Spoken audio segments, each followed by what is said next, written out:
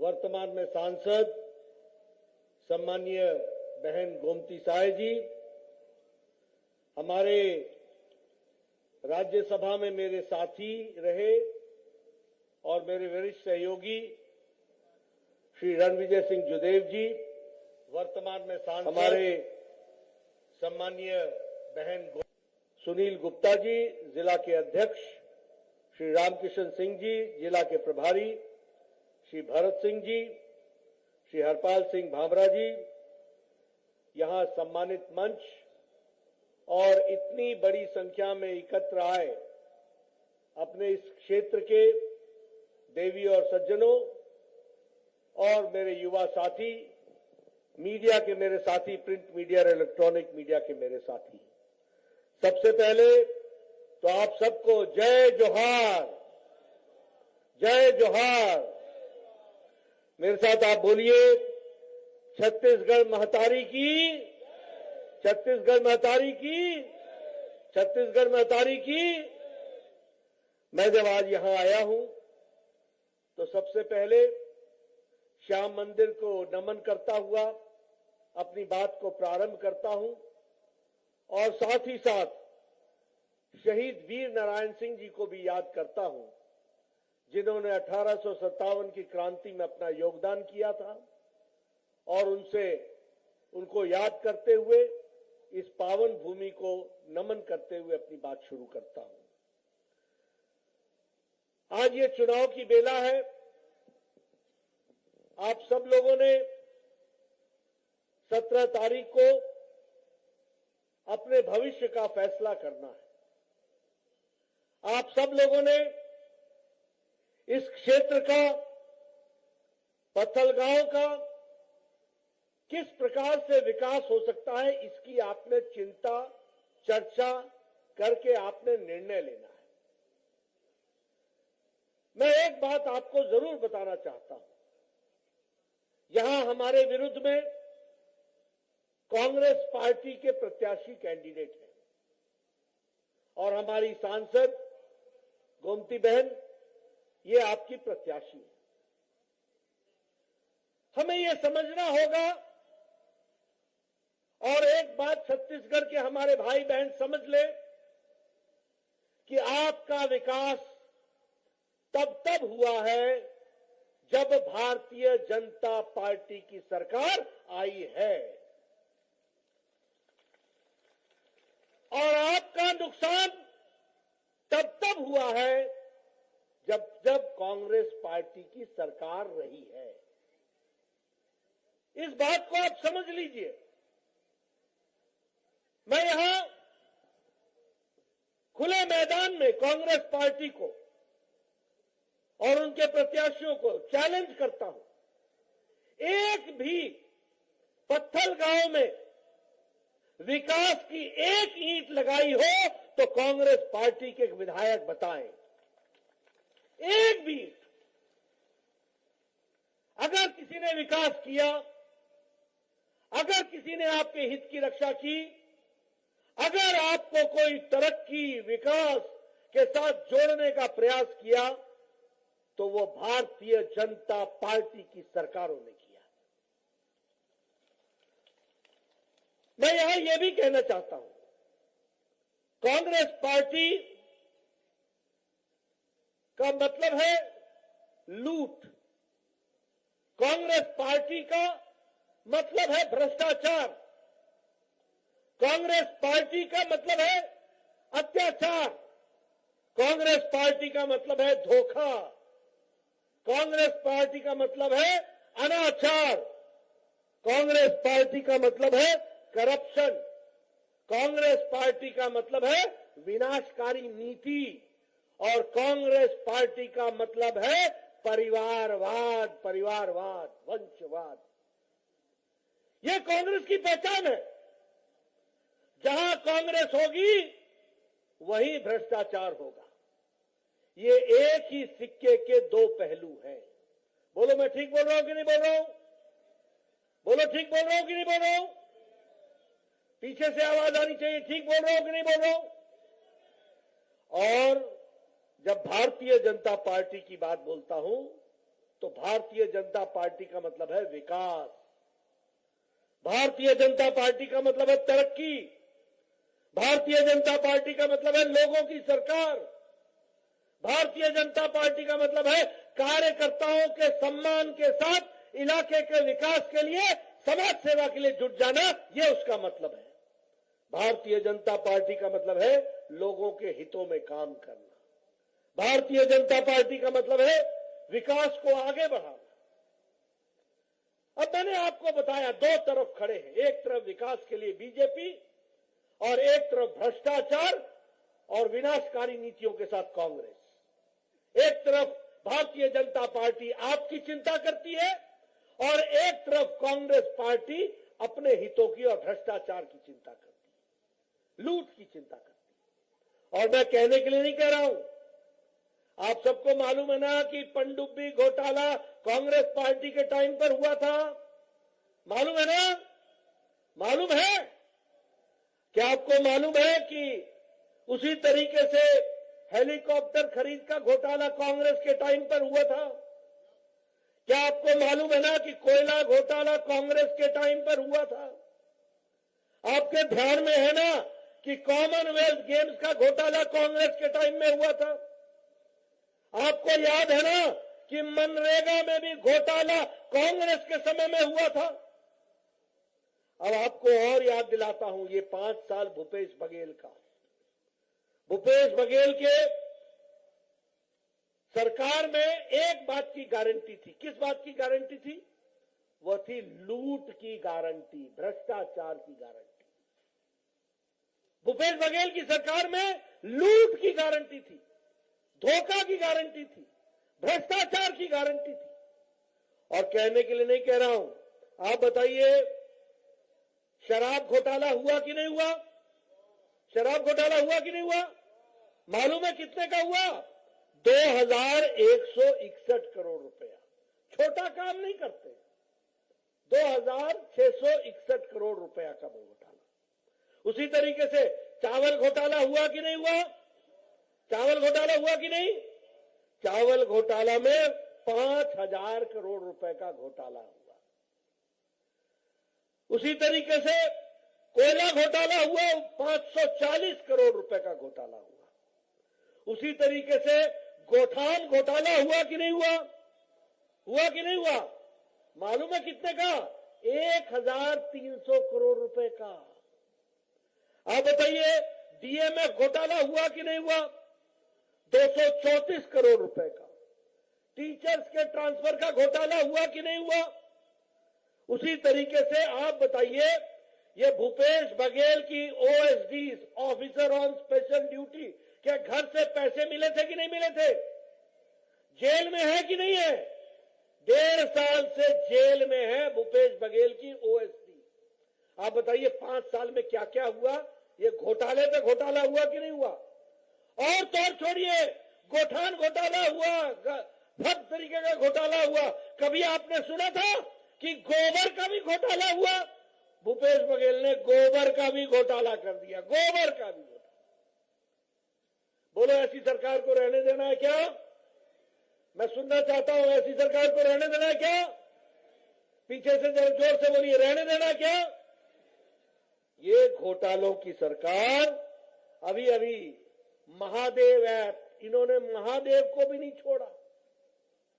6000 करोड़ रुपए का घोटाला। किस बात का घोटाला?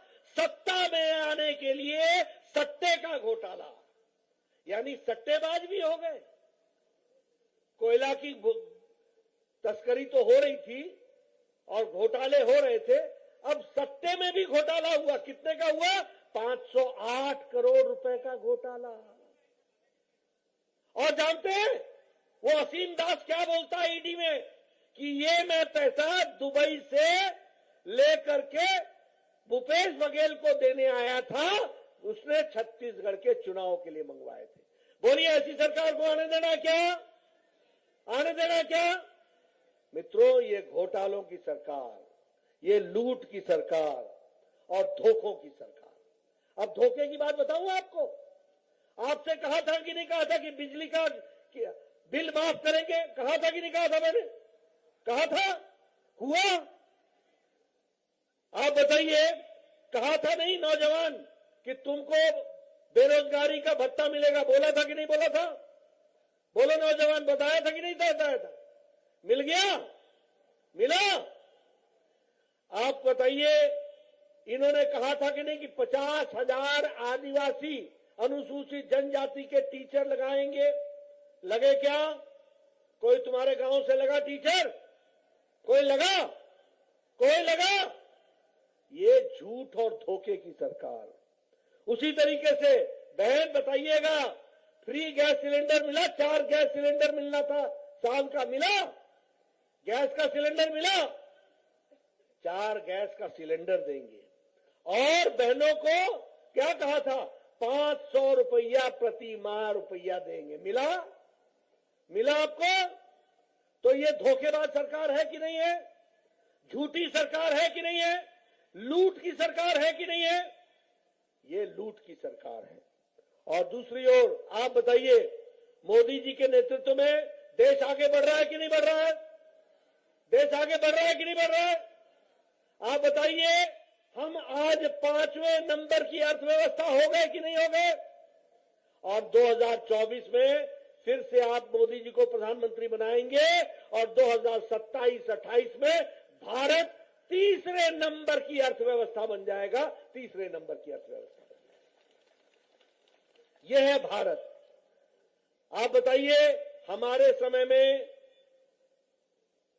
कुल मिलाकर के विकास के दृष्टि से नए आयाम जहां जुड़े, वहीं आप बताइए, बजट में आदिवासी भाइयों का बजट दुगना हुआ कि नहीं हुआ?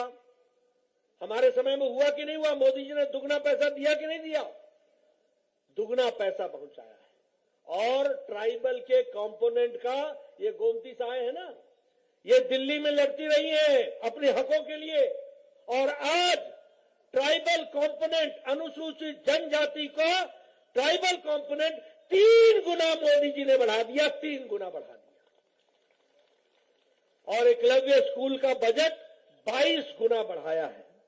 और उसी तरीके से आदिवासी बच्चों की पढ़ाई की स्कॉलरशिप 2.5 गुना बढ़ाई है।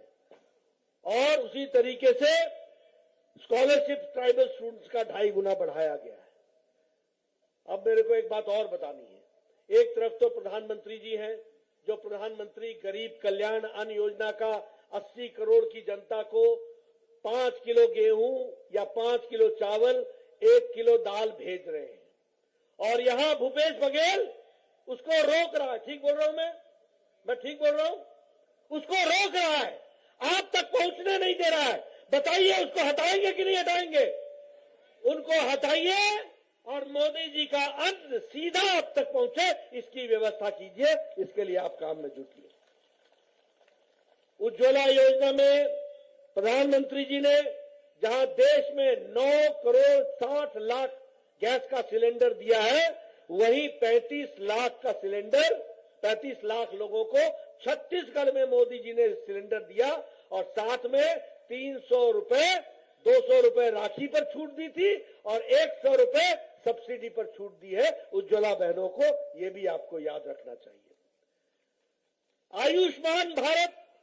आयुष्मान भारत में आपको प्रधानमंत्री मोदी जी ने गांव, गरीब, वंचित, पीड़ित, शोषित, दलित, युवा, महिला, किसान, इन सभी लोगों को जो गरीबी की रेखा से नीचे हैं, उनको 5 लाख रुपए का सालाना गंभीर बीमारी से लड़ने के लिए उन्होंने आयुष्मान भारत में आपकी व्यवस्था की है।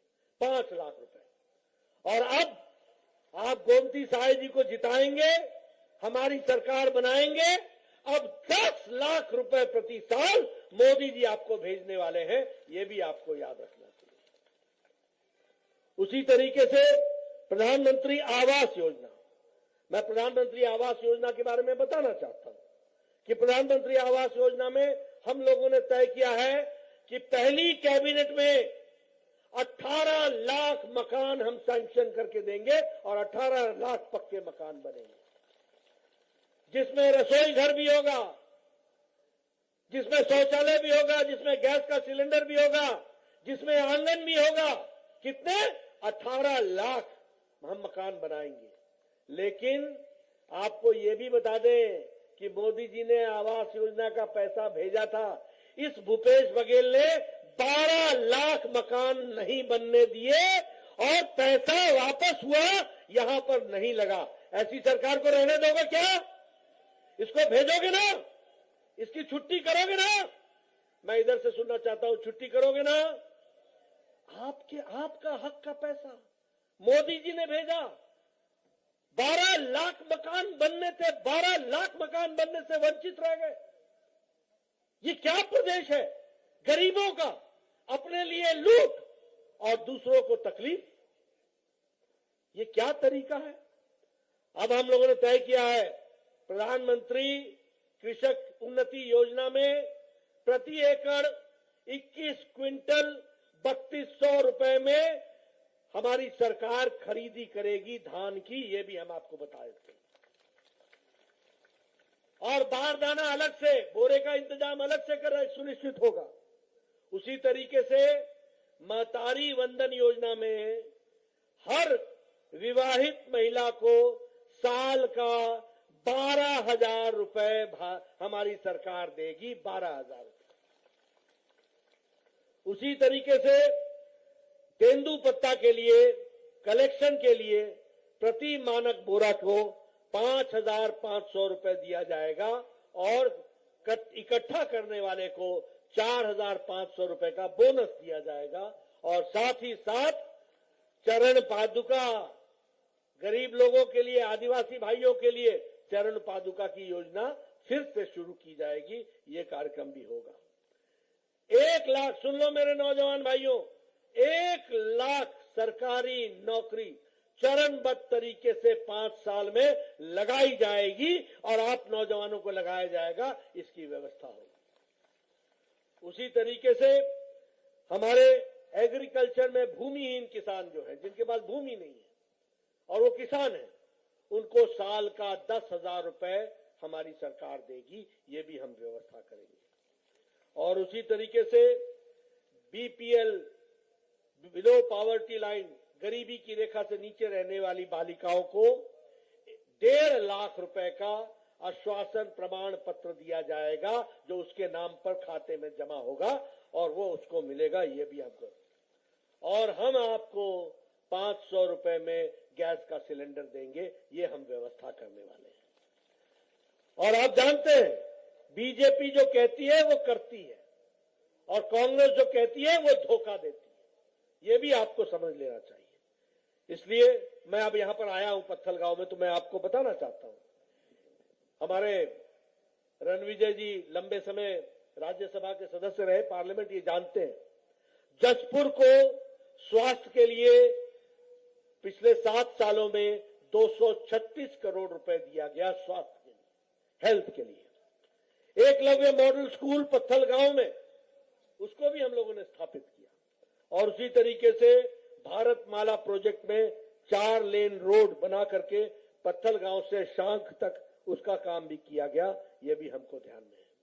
हम जानते हैं हमारी प्रत्याशी गोमती साय जी बहुत एक्टिव हैं, बहुत अच्छे से काम करती हैं। और देखो भैया, मैं एक बात बता देता हूं, मैं लंबे समय से राजनीति में हूं। ये जो आप चर्चाएं चलाते हैं ना, बाहर का अंदर का, अरे जो अंदर का था वो 8 बार में क्या किया, और ये कौन सी बाहर की है? अरे घर है इनका, ये आपकी सेवा करेंगी। भारतीय जनता पार्टी का एक एक कार्यकर्ता सेवा करता है, इसको हमको ध्यान में रखना चाहिए।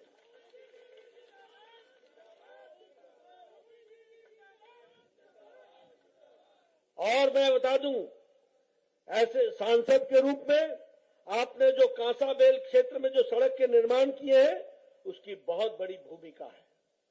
हमेशा काम करती है, लोगों के विकास के लिए काम करती है। मंदिरों के पुनर्निर्माण के लिए आपने काम किया है।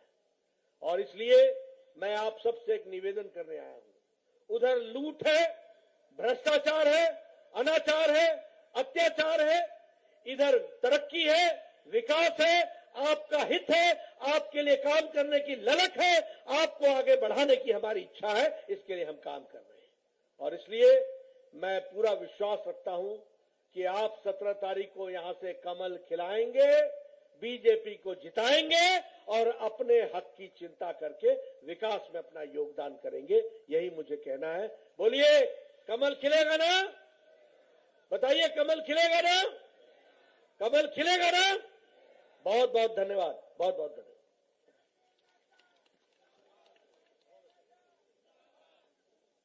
बोलो भारत माता की, भारतीय जनता पार्टी जिंदाबाद।